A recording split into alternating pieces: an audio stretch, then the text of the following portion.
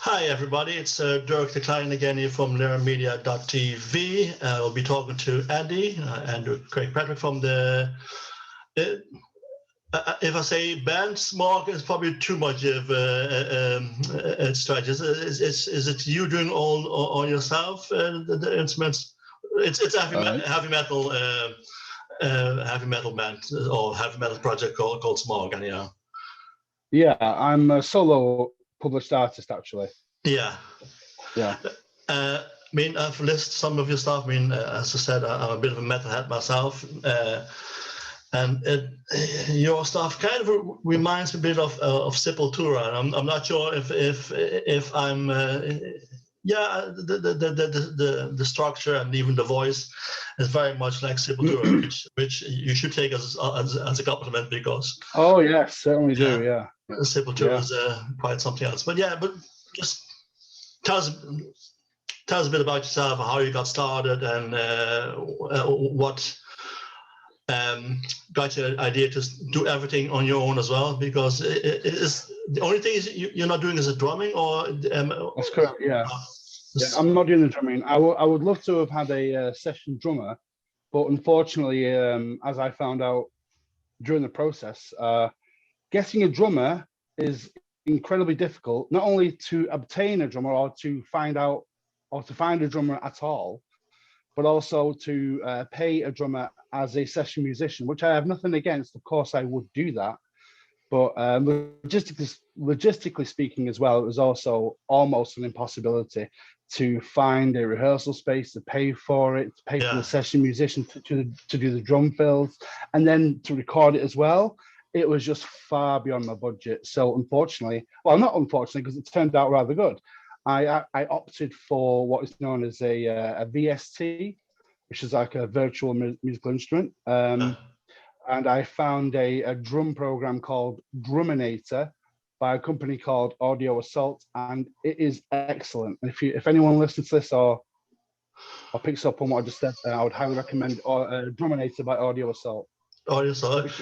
I just want to play a small bit of what you do. I just picked up there. It's well, I'd say it's fair enough to call a cover version of Tom Jones's "What's New Pussycat," but to me, I prefer your version because it has a bit more kick to it. So I'm going to play the small bit so to give an idea on what we're talking about here.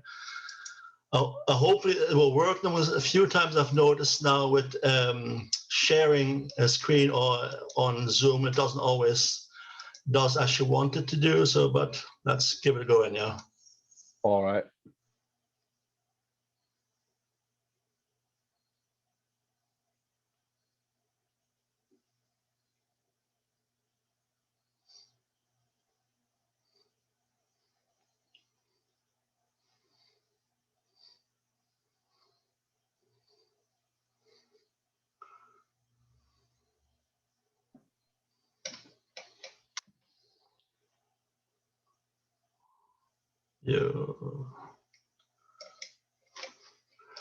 That's excellent. I so love it. But the fact that it's a drum, it's a program. It's not the double bass of the drum. It sounds like it's a real drum machine. Drum work. Kind of like Lars Ulrich kind of style from Metallica, I suppose. But yeah, sure, yeah. So no, that's excellent. So there's a funny story behind that particular choice of cover. Actually, was when I don't know if you're aware of a band called Strapping Young Lad. They're a Canadian band. They've kind of come and went now. But Devin Townsend, who's the singer of that band, the vocalist and guitar player, he said during the Alien album recording process that he wanted to do a cover of What's New Pussycat by Tom Jones. So I reveled in that idea. I loved the idea of a band that extreme doing a cover by Tom Jones of all people. But unfortunately, it never came to light, it never came to fruition. So then ever since then, I always pondered and wondered what it might have sounded like. And then one day I just thought, I'm going to do it. I'll do it. I don't think anyone else has done it. I did do a brief YouTube search and a brief Google search to see if any other band has done it. Some bands have, but I couldn't find their version of it or their music of it. So I just thought, it doesn't matter about any of that. I'm just going to go for it, and I did, and I quite liked how it turned out. No, it's very good. I think that should replace Tom Jones' version, really. Full stop. Never mind. Well, no, I mean, I like music of all sorts. I'm a metalhead, but I like all sorts of music. Me too. Tom Jones wouldn't be one of them. I have to say, I like some of his songs. I like his voice, but it wouldn't be my cup of tea. So when I heard this, I thought this is excellent. No, one of my favorite bands is a band called Queensryche, and I don't know if you know them. But I know of them, but I've not really listened to. Yeah, they're metal as well, but they're not on the same scale as yours. It's a different sort. But as you know, in rock and metal, there's so many subgenres. Of course, but that's why I love it, because there's something there for everyone. Sure. So yeah, but no, just this is not about Queensryche. This is about SMOGG. So. I couldn't see. Have you recorded albums, or is everything online? Is it streaming, or? Yeah. Again, I was forced to do the cheapest, fastest route, which was, in my case, which was to find an online distributor. I found a company called DistroKid. You pay an annual fee. You can upload as many as you like. There are different levels of annual fees. There's a standard $20 a year fee, which entitles you to upload a certain amount of music. But I went for the full Monty, paid the highest annual fee that there was, so that I could upload as many times I liked. I could even have my own record label. Well, I mean, it is technically a record label, but I don't know much more. There's no physical products. That's right, yeah. Oh, there will be soon. There will be soon. I was lucky enough to find a company who again fits within my price range for me to do physical CD copies of, in particular, of the latest album that I brought out, which was Devastator. Yeah. I definitely intend to do physical CD copies for that particular album. I like to think that SMOGG represents the idea that any musical artist, not just metal, but anyone, can bring out music if they want it bad enough or if they're determined enough. Because it just so happens most of the music that I've made have been through budget range instruments and budget range equipment. Like, for example, my computer is an Apple Mac desktop, but it's from 2012. Yeah. And I did some updates. I changed some things around, but not by a great deal, some of the hardware. And originally it only cost me £200. I got an interface, I got a mic stand and a mic and all the rest of it, as part of like a money-saving package, if you will. So overall, I may have spent maybe £500 on what is essentially a studio, including all like VSTs and plugins and such. And I've pulled it off, getting started. You definitely did if listening to your music, but I know it must be quite tough in this whole COVID era with restrictions where you can't go out and actually do gigs, because that's really where the money is made for musicians, I suppose. Yeah, unfortunately, COVID did play its part. I would like to say that it didn't, but I'm to pardon the expression, face the music. COVID definitely played its part in regards to me getting my music out. But at the same time, it also didn't, because the reason why I decided to go solo is because for the past maybe decade or even 15 years, it was a case of me joining a band, it didn't work out. And it was either because the other guys just weren't as dedicated or they were, or they had other commitments going on. It was just a continual bad run of luck for, like, as I said, like 10 or 15 years, until eventually I just decided to go and do it all myself, because I got really sick and tired of band situations never working out or it just falling apart. So so I decided to do it myself. It was a hell of a learning curve, I don't mind saying. I threw away so many songs because they just did not match my own expectations. Yeah. So when you hear SMOGG, when you hear the SMOGG project, music from that project, what you are hearing are songs that I was 100% happy with at that time. Yeah. When I brought them out. I mean, I am not so narcissistic as if to say that all my music is amazing. There are some songs from the first album which I've kind of changed my mind about, that I'm not too, enthused about as I was when I first brought it out.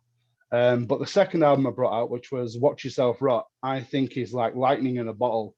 This is going to make me sound very, as I said, narcissistic, but I really like my own second album. I really do. You see, as a musician, you have to be a small bit narcissistic anyhow, because you have to be willing to be out there, to show yourself, you have to consider yourself the best. Otherwise, if you think you're less than that, it'd be that bit tougher as well. But it just So you play guitar and bass guitar, I assume, but anything else? I do, yeah. I sing, I play bass guitar, and I play guitar, and I sometimes get out of my keyboard, and so I try to add synths to some of the songs that I do, but I will confess I am nowhere near anything like a keyboardist or a piano player. I am not even that. I mean, I would consider, if I do have a keyboard, but I consider it to be a means to an end, rather than me being compared to Mozart or whomever. I mean, I'm not even clued up on who the best pianists are in today's music world, so I wouldn't even know who to compare myself to anyway. So no, I mean, but that's still extraordinary. I mean, okay, bass guitar and guitar, they're similar to an extent, but the fact that to an extent, but the fact that you also play a small bit of keyboard and what drum tracks to pick for your song as well, which is tricky, even though it's a drum computer or a drum program, you still have to pick it. You still have to program it in such a way. I assume that it comes across properly on the song as well. I reckon so. Yeah, I had a few years' experience programming drums beforehand on this might blow your mind actually. I practiced on a music program from the late 90s called Music 2000. Get this, on the PlayStation 1. People my age will probably know what I'm referring to. I don't know if you do yourself, but there was this really, really basic music program called Music 2000 on the PlayStation 1. The idea was that anyone could probably make music. And to be fair, it was actually quite advanced for its time, in my opinion. Yeah. So I was able to program drums almost identically how I do today by having the experience of using this really basic program on the PlayStation 1, Music 2000. The way that the drums were set up on what's called a MIDI program thing is almost identical to how I've done it today. So once I figured out how to program drums on the digital audio workstation that I was using, it was like a fish to water for me. I was away with it. I was doing it. The only things I was struggling with was the mastering process, particularly with drums, because drum programs now are so advanced that you can tweak with what's known as overheads. Yeah. You can tweak with like levels of bass, mid, and treble on individual drums. That was something. I mean, I know what I'm doing now, but when I first started, it was a brutal learning curve for me, especially for someone who had next to no music production experience beforehand. But see, something that can be an advantage, I think, because you're more committed to get it right. I suppose. But I mean, I'm the same. I've done things in my life where I thought, why am I doing this? I have absolutely no experience in this whatsoever. One of my first jobs I was working for one of the biggest computer companies in the world at the time, and I could barely switch on the computer. I mean, and I just jumped in there. I said, what? I mean, because I'm originally from the Netherlands. I left a good, well-paid job in the Netherlands, moved to Ireland to this company. I actually didn't even know, but I pulled it off. I mean, I have had no regrets since. It was a learning curve, as you said as well. But sometimes that's the best way of doing it. Just the same way as swimming. You jump in the deep end and you drown or you survive. Clearly, exactly. Clearly, you survived. I'd like to hope so. I think eventually it's become instinctual in regards to what I'm doing now. You know, like how when you're driving a car and your left hand does something before you've noticed done it. Yeah. Changing gears or whatnot. It's just kind of the same mental inclinations regarding music making, music production for me. Because when it comes to guitar and bass, I was completely self-taught. So if anyone was to say to me, Andy, could you please play that song at three quarter, tempo in the key of G minor, I would have no idea what that person's talking about. But if he was to give me a guitar in my hand and ask me to play something as best to my abilities, I will do that to the best of my abilities. I play a bit of guitar myself as well. I used to have about 7. Nice. I brought it down to 3. I've one electric Westone, which I've had for about nearly 30 years, and I've got a Yamaha acoustic and another Marlin, which was customized for me. And amazingly enough, I was putting strings on them last week. On all 3 of them, the strings broke. On all 3 of them, as if someone told me maybe not today. So I have to do it again now later this week. But I was self-taught as well, and I did this on purpose because I was thinking, if I'm going to get lessons from someone, I'm going to pick up that person's style of play, and I wanted to have my own style of play as well. I didn't want to be influenced as such. I wanted to be influenced by people I saw on TV, like the likes of Steve Vai or Joe Satriani or even Eric Clapton or Steve Ray Vaughan. So I didn't want to be influenced by a guitar teacher. So I mean, well, having said that though, I had a neighbor living upstairs from me, and he started off first. I was still a teenager at that age, and we kind of started together. And we every night we had a guitar duel. We'd be sitting on the windowsill, and he had his windows open, I had my window open, and we playing.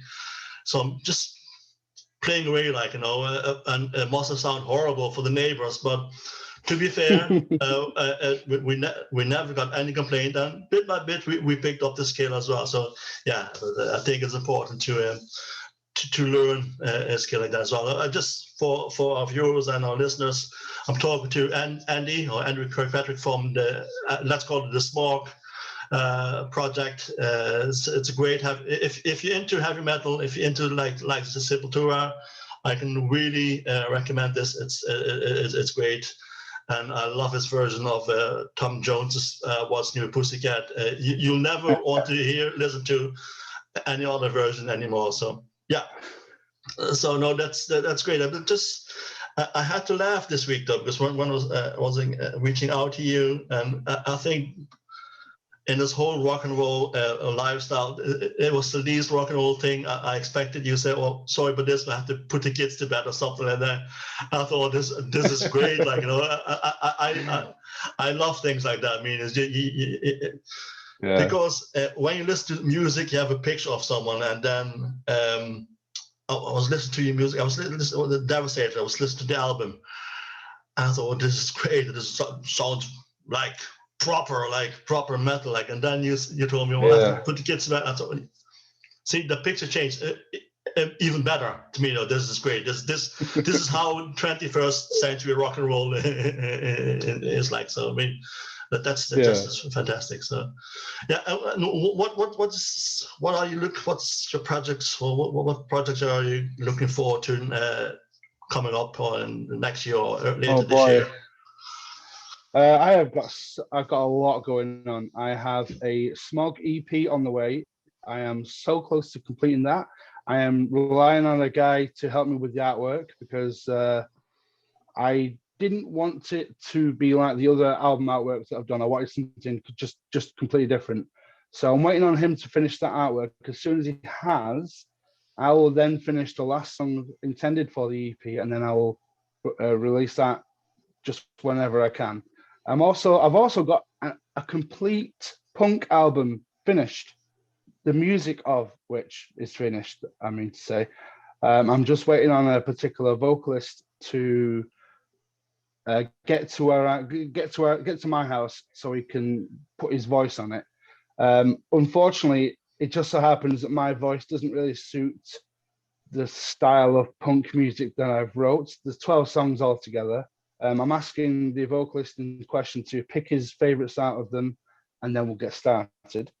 So that's on the way. I'm also working on an ambient metal album intended for a female voice. And female vocalists, I don't know about yourself, but in my particular experience, are also as difficult to find as drummers. Yeah. But I didn't start that particular project with a female vocalist in mind. It just so happens that I think in my mind it would suit a female singer best because I'm looking for an ethereal voice that's, for want of a better word, kind of soothing. I don't know if you're familiar with Devin Townsend's work, but he has a female vocalist called Annika van Giersbergen from Denmark. And her voice is so sublime. She could probably make you cry from 100 feet away, just by using her voice. She is absolutely. I can't praise her enough. So I mean, I would like to find a female vocalist similar to that style, but I wouldn't expect to find one as good as Annika van Giersbergen because, as far as I'm concerned, she might as well be a goddess in regards to how good her singing voice is. So overall, I've got 3 things on the go. I've got the next SMOGG EP. I've got a punk album, which I'm looking to complete, and I've just started on an ambient metal album. Suitable for a female voice. Preferable. I mean, I'm not sort of adamant that it has to be a female vocalist. But I can see what you mean. Sometimes you want to go. But I'm a great fan of like bands of like Within Temptation, Dutch, and they have a great female singers. And sometimes it does suit. But I can understand what you say. It's not always easy to find a female singer. Well, there's plenty of female singers, but it doesn't always suit metal music. I don't want to sound sexist, but it's just a fact. Even though there's plenty of good female metal singers, but it tends to be a bit more male vocal thing, I know. But listen, I'll have a look out for you as well. I mean, if I come across someone, I'll let you know because. I do come across some other females as well, or some other singers as well. So yeah, sure. But it was great talking to you, Andy. If you want, so I'm going to repeat it again. SMOGG. You're on YouTube. So check them out on YouTube. SMOGG. And you'll be surprised. If you're into metal, you definitely will enjoy Andy's music. So, yeah, it made again. What's your pussycat? It made my day. It made me. It set me off for the rest of the day. I'll be smiling all day. So thank you for that. So no problem, man. Yeah, I mean, listen, we'll catch up again some stage to see how you get on with your project, if that's okay with you. So, okay, fine. Great. So again, this will be broadcast on learmedia.tv on our YouTube channel as well. So I'll send you up the link as well. So it's great talking to you. That'd be great. Thank you for this opportunity. I really appreciate it. No problem.